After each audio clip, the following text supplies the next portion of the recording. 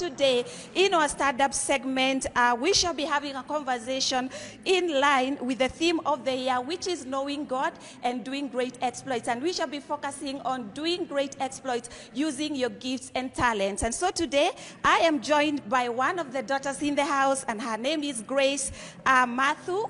And Grace is an etiquette coach, branding and image consultant, and HR advisor in charge of talent management at a leading organization, insurance company here in Kenya. Karibu sana, Grace. Thank you, Carol. Yeah. And Grace, I want us to start with the scripture that is in the book of 1 Peter 4 that says that as each one has received a gift, minister it to one another as good stewards of the manifold grace of God. So this scripture reveals to us that everybody has a deposit, that God did not create anybody empty. But unfortunately, Grace, you realize that there are so many people out there who believe with all their hearts that they have no gift, they have no talent, and sometimes it's because there are some gifts that are pronounced than others, like for example music, for example running, and everything. But the Bible tells us that God has deposited something in each and every one of us. So how can we identify our gifts? What are the indicators? Thank you, Carol. Indeed, nobody was created empty. And there's a famous saying by Mike Twain that says that the two most important days of your life, one is the day you are born, and the second one is the day you discover why you are born. Discovering why you're born is the whole essence of life because it helps you walk in a life of purpose.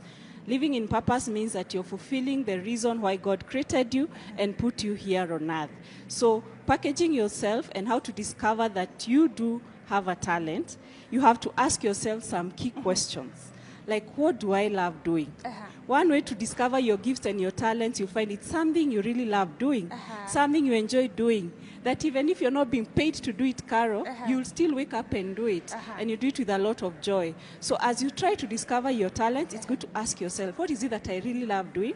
You find fulfillment, you do it with a lot of passion, and as you do it, you feel like you could do it for all the days of your life. So that is one way to discover what your talent is.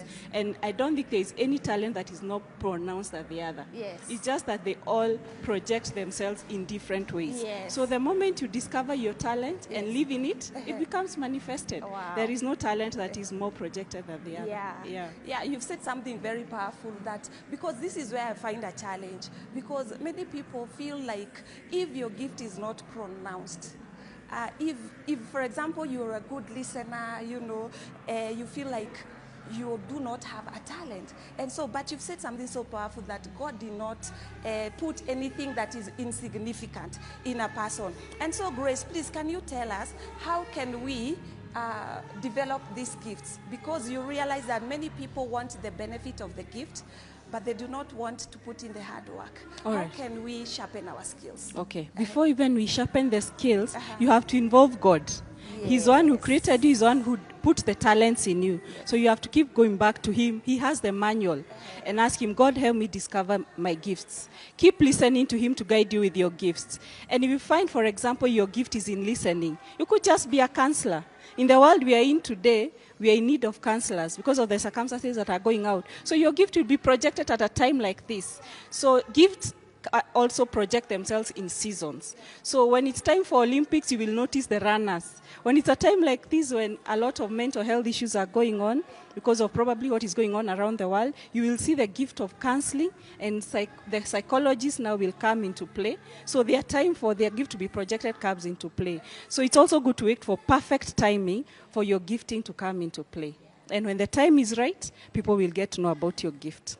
Yeah, so keep sharpening it, listen to God about it, keep reading books on how to sharpen your gifts, keep getting better and better, and asking God, you're the one who deposited this gift in me, how can I keep improving? He will guide you. And finally, Grace, this one question that I really want us to tell us, as a beginner, how can you brand yourself? Because I also know you are brand consultants. How can you brand yourself and remain relevant? Okay, Thank you for that, Carol.